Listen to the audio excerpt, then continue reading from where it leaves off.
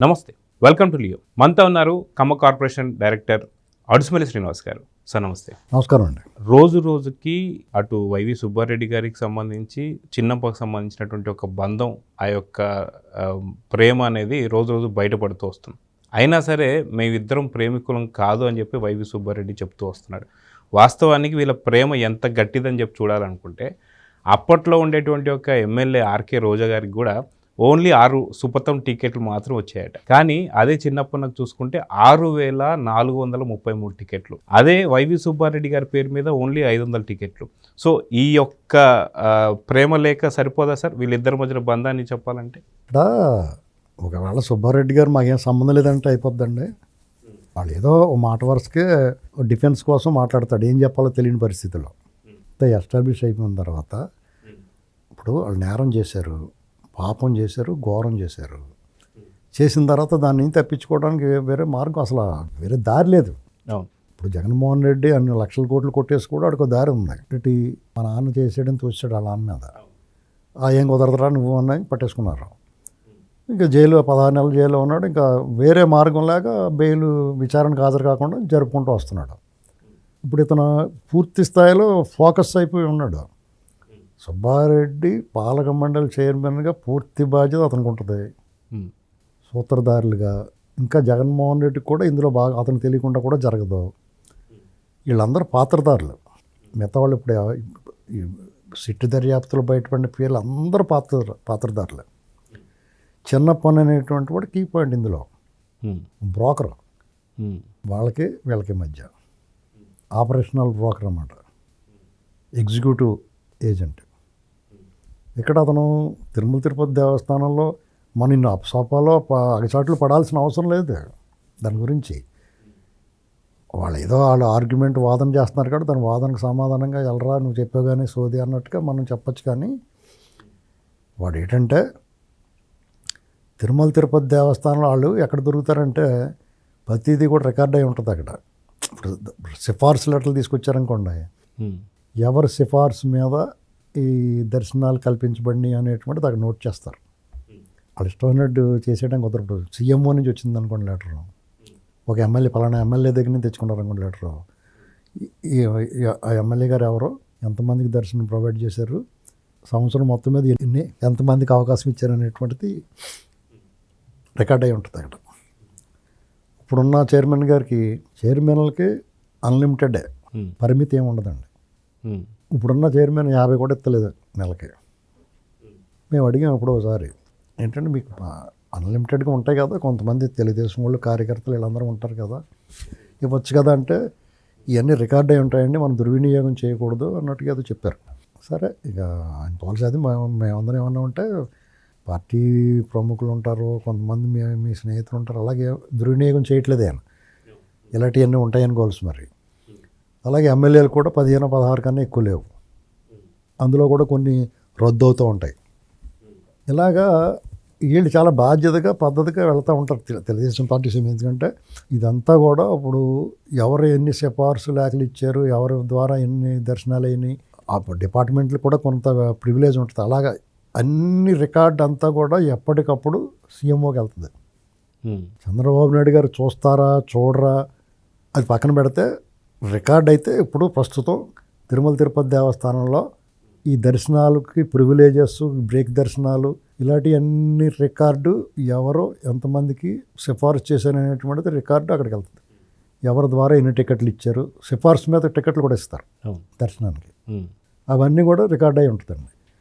ఎవరైనా చాలా ఎక్కువగా పదే ఇస్తున్నారనుకోండి, అది నోట్ చేసి చూపిస్తారు బాబు గారికి, ఇంకా వీళ్ళ ద్వారా అలాగే వెళ్తున్నాయి అంతే. ఆ సిస్టమ్ ఏం లేదు వాళ్ళ దగ్గర.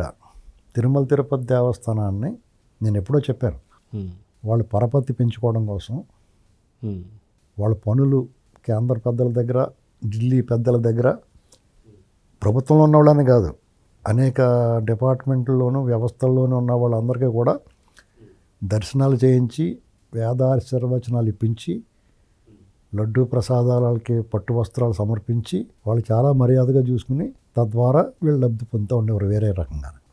అది ఆఖరికి జగన్మోహన్ రెడ్డి బెయిల్ విషయంలోనూ, వివేకానంద రెడ్డి గారు మర్డర్ కేసు విషయంలో కూడా దర్యాప్తు సంస్థల కూడా మేనేజ్ చేసుకోవడానికి ఈ పరపతి ఉపయోగపడింది వాళ్ళకి. స్వామివారిని అలా వాడుకున్నారండి.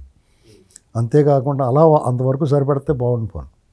ఏకంగా నెయ్యి కల్తీ చేసేయటం, నకిలీ నెయ్యి వాడేయటం, అందులోకి వెళ్ళి పెట్టారు. పాపం బద్దలైంది. అలాంటి పాపం చేయకూడదు. చేత చిన్నప్పటికే నాకు సంబంధం లేదు అని చెప్పి సుబ్బారెడ్డి గారు అన్నాడంటే ఇప్పుడు వరకు నీ మీద కొంతమంది బెనిఫిట్ ఆఫ్ డౌట్ ఉంది. నువ్వు చేసి ఉండవులే, ఉద్దేశపూర్వకంగానే నీ చేత ఎవరో ఒకరు చేయించారు. నేరం నీకు అంటుకుంటాం అయితే అంటుకుంది, కానీ నీ మనసులో అది ఉండదేమోలే అని అనుకుని ఉన్నారు ఎవడన్నాను. నువ్వు ఇలాంటి మాటలు మాట్లాడితే ఖచ్చితంగా నువ్వు కూడా ప్రధాన సూత్రధారిని అనుకోవాల్సి వస్తుంది. ఆయనేం శుద్ధపోసేం కాదు. వీళ్ళ గ్యాంగ్ అందరిలోనూ ఎవడో మంచోడు ఉండడు, అందరూ దొంగోళ్ళే. ఇతను రాజశేఖర రెడ్డి ఉన్నప్పుడే కొంత లాగేసాడు. రాజశేఖర రెడ్డి గారు ఎవడం పడతాడు, నమ్మినోడికి బోడంత పెడతాడని పేరు తెచ్చుకున్నాడు, తోడేళ్ళని వదిలేస్తాడా? ముందు వాళ్ళు గుడ్డిచ్చిన తర్వాతే కదా మిగిలిందే కదా వాళ్ళకి పడతారా. వైజాగ్లో భూముల విషయంలో బ్రహ్మాండంగా అతను లైఫ్ లాంగ్ సెటిల్మెంట్ ఇచ్చేసాడు అప్పుడే, రాజశేఖర రెడ్డి గారు ఉన్నప్పుడే. తర్వాత కాషాయం ధరించి ఊరికే ప్రజలు మభ్యపడడానికి ఆ పాపాన్ని కడుక్కోవడం అన్నట్టు చేశారు. ఆయన భక్తిని మనమే శంకించలేం. కానీ ఇక్కడ తిరుమల తిరుపతి దేవస్థానంలో వీళ్ళు చేసిన అరాచకాల్లో నకిలీ నెయ్య, పరకామణి దొంగతనం, గోవిందరాజస్వామి బంగారం అపహరణ, ఇది ప్రధానంగా ఫ్రంట్ లైన్లో కనపడుతూ ఉంటాయి. ఇవి కాకుండా అనేక రకాల ప్రొవిజన్స్ సప్లై ఉంటుంది అక్కడ. జీడిపప్పు, కిస్మిస్, యాలకులు, రకరకాల సుగంధ ద్రవ్యాలు, బియ్యం, పప్పు, ఉప్పు, అన్నప్రసాదాలకి చాలా వరకు కొంతమంది వాటిని దేవుడికి కానుకగా సమర్పిస్తారు, వెజిటేబుల్స్ అయ్యని. అవి కాకుండా వీళ్ళు పర్చేజ్ చేయాల్సిన వాటిల్లో చాలా వరకు ఆ టెండర్లు అన్నట్లో కూడా మిస్యూజ్ ఉంటుంది, మాల్ ప్రాక్టీస్ ఉంటుంది గ్యారంటీగా. వీళ్ళు ఉన్నారంటే మాల్ ప్రాక్టీస్ ఉంటుంది. ఇప్పుడు ఏదైనా కాంట్రాక్టర్లో వర్క్లు ఉన్నాయనుకోండి, లాభం లేకుండా కాంట్రాక్టర్ వర్క్ చేయడు కదా, ఎంతో కొంత లాభం వేసుకోవాలి కదా, అది ఎక్స్క్యూజ్ చేయొచ్చు కొంతవరకు. నాణ్యత లేకపోతే ప్రశ్నించాలి, కానీ వాళ్ళు ఏమైనా రూపాయి ఎక్కువ చేసుకుంటే మనం ఏం పెద్ద ఇచ్చేయాల్సిన అవసరం లేదు. కానీ ఇది దైవద్రోహం. డైరెక్ట్గా స్వామివారి కైంకర్యాలకి, పానప్రసాదాలకి కూడా వీళ్ళు ఇలా టెండర్ పెడేస్తే ఇక టికెట్లు అంటారా, వాళ్ళు యథేచ్ఛగా tourism development, tourism board, tourism department ద్వారా అంతులేని దోపిడీ చేశారు వీళ్ళు. యాక్చువల్గా టూరిజం డిపార్ట్మెంట్ అప్పుడు తెలంగాణ రాష్ట్రం నుంచి కానీ, ఆంధ్ర నుంచి కానీ, ఏపీ టూరిజం కానీ, తెలంగాణ టూరిజం వాళ్ళకి ఒక వెసులుబాటు ఉండేది. ఆ టూరిజంలో భాగంగా తిరుమల తిరుపతి దేవస్థానానికి మనం టికెట్ తీసుకున్నాం అనుకోండి, ఆ బస్సులో 6,700 ఎంత ఉండేది మనిషికి టికెట్, అయితే 7,000 ఎంతోమంది, ఒక 100 అటు ఇటులో. నేను వెళ్ళినప్పుడు 6,700 ఎంత ఉంది ఒకసారి. అది చక్కగా ఓ ఫ్యామిలీ వెళ్ళారనుకోండి, 3-4, 4 టికెట్లు తీసుకుంటారు, అందంగా తీసుకెళ్తారు. ఒకటి హోటల్లో అకామిడేషన్ ఇస్తారు, మంచి హోటల్లోనే. ఈ టూరిజం డిపార్ట్మెంట్ తోటి అనుసంధానమే ఉన్న హోటల్స్ ఉంటాయి. అక్కడ 1 గంట ఫ్రెష్ అవడానికి అవకాశం ఇస్తారు. పొద్దున్నే వెళ్ళిన వెంటనే, పొద్దున్న 5ంటికి వెళ్ళిపోతాం కదా, అక్కడ వెళ్ళిన గంటన్నరలో శుభ్రంగా మన ఫ్రెష్ అప్ అయిపోయి అన్నీ తినేసి టిఫిన్ పలహారాలు ఏమైనా స్వీకరించి నేరుగా కొండ మీద తీసుకెళ్తారు. అక్కడి నుంచి వేరే బస్సు అరేంజ్ చేస్తారు, కొండ మీద తీసుకెళ్తారు. అక్కడి నుంచి ఎవరన్నా తలనీలాలు సమర్పించుకోవాలంటే కళ్యాణకట్ట తీసుకెళ్తారు. కళ్యాణకట్ట దగ్గర శుభ్రంగా తలనీలాలు సమర్పించుకుని అందరూ, ఇదంతా ఒక 1 గంట 30 గంట టైం ఇస్తారు. ఇలాగా దానికి సరిపడే టైము. వాళ్ళందరూ మళ్ళీ ఒక చోట చేరిన తర్వాత ఈ లోపల టికెట్లు వస్తాయి. టూరిజం డిపార్ట్మెంటే ఆ 300 రూపాయల దర్శనం టికెట్లు తీసుకొస్తారు. అవి తీసుకుని వెళ్ళి వైకుంఠం కాంప్లెక్స్ దగ్గర నుంచి క్యూ కాంప్లెక్స్లో వదులుతారు. 1 గంట, గంటన్నరలో దర్శనం అయిపోద్ది, ఏదో 2 గంటలు. ఇదంతా జరిగేటప్పుడు 10-10:30 అవుద్ది ఏమండి. అప్పుడు వాళ్ళే ప్రసాదాలు కూడా తీసుకొచ్చేస్తారు. ఈ టికెట్ల మీద 2-1 లడ్డూలు ఇస్తారుగా ప్రసాదం. ఇంకా ఎక్స్ట్రా కావాలన్న వాళ్ళు కూడా డబ్బులు ఎక్స్ట్రా రేట్ పెట్టి కొనుక్కుంటూ ఇస్తున్నారు కాబట్టి ఆ లడ్డులు కూడా తెచ్చిస్తారు. అది అయిపోయిన తర్వాత ఒక అరగంట, గంటలో ఏమైనా అన్న ప్రసాదాలకి స్టార్ట్ అవుతే తింటానంటే అక్కడికి వెళ్ళి ప్రసాదం వెంగమాంబలో అది చేసి రండి అని చెప్తారు, చేసి వస్తూ ఉంటే. లేదంటే కింద తీసుకెళ్తారు ఏమండి, పద్మావతి అమ్మవారి గుడి తీసుకెళ్తారు.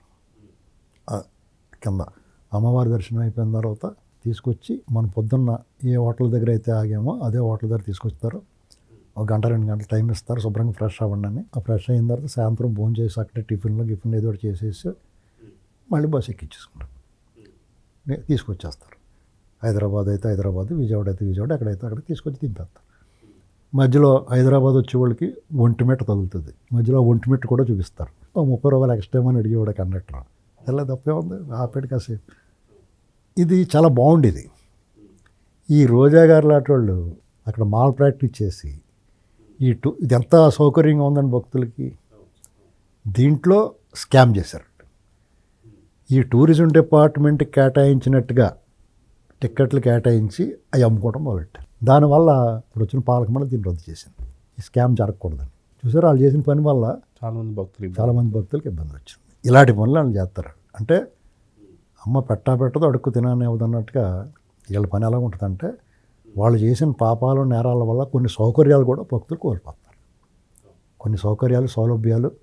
ఇప్పుడు తిరుపతి వెళ్ళాలంటే రికమెండేషన్ లెటర్ కోసమో లేకపోతే దేనికోసమో వెంపర్లాడాల్సిన అవసరం లేకుండా ఉండేది. ఎందుకంటే టూరిజం డిపార్ట్మెంట్కి వెళ్ళి మనం దర్శనంకి వెళ్దాం అనుకుంటున్నాం, శుభ్రంగా వెళ్ళి కూర్చుంటాం. వెళ్తానికి రావడానికి టికెట్ పెట్టి వెళ్ళాల్సిందే కదా మనం. ఏదో బస్సు ఇప్పుడు ఎవడో కూడా గరుడా బస్సులు అయ్యే కదా ఎక్కుతున్నారు, ఎవడో మామూలు బస్సులు ఎక్కట్లేదు కదా. అన్నీ వాళ్ళే చూసుకుని అకామిడేషన్తో సహా ఇబ్బంది లేకుండా తీసుకెళ్ళందంగా పొద్దున్న దిగుతాం, మళ్ళీ సాయంత్రం బయలుదేరతాం ఒక్కరోజు. ఎంత సౌకర్యంగా ఉంది. వాళ్ళు చేసిన స్కాముల వల్ల దాన్ని రద్దు చేశారు. ఇప్పుడు నాలాంటి వాళ్ళు విజ్ఞప్తి చేస్తున్నాం, ఇది కొంచెం పునరుద్ధరించంటే కొంచెం జాగ్రత్తగా నిఘా పెట్టి పునరుద్ధరించమని అడుగుతూ ఉన్నాం. మొత్తానికైతే జగన్ కూడా అంతిమ లబ్ధిదారుడు అన్నట్టు కొంత ఖచ్చితంగానే వాళ్ళ గ్యాంగ్ పాత్ర లేకుండా ఏమీ ఉండదండి. ఎంత ధైర్యం చేస్తాడండి ఎవడన్నా. జగన్ తెలియకుండా వీళ్ళు అంత చేయగలరా? ₹1 కూడా చేయలేరు ఎక్స్ట్రా. ఎందుకంటే సెంట్రలైజ్డ్ క్రైము, సెంట్రలైజ్డ్ కరప్షన్ వాళ్ళది పాలసీ అంతా. అతని దగ్గర నుంచి అతనే బాస్. వీళ్ళందరూ కూడా అంచెలంచెలుగా వాళ్ళ స్థాయి ఉంటుంది ముఠాలో. A1, A2, A3 అలా అంటారు కదా, అలాగే అన్నమాట. A1 జగనే ఉంటాడు ఇప్పుడు. చట్టం ఎలా నమోదు చేసినా అసలు నేరస్తుడు మాత్రం జగనే. మిగతా వాళ్ళంతా A2, A3, A4 కింద ఉంటారు. అదే. సో చూద్దాం సార్, ఖచ్చితంగా చిన్నప్పన్న నాకు సంబంధం లేదంటూనే నిజంగా పూర్తి ఇరిగిపోయాడని చెప్పేసి అనుకోవచ్చు వైవి సుబ్బారెడ్డి. సో చూద్దాం జరగబోతుంది. నమస్తే సార్. నమస్తే. Please subscribe to Leo News for more videos.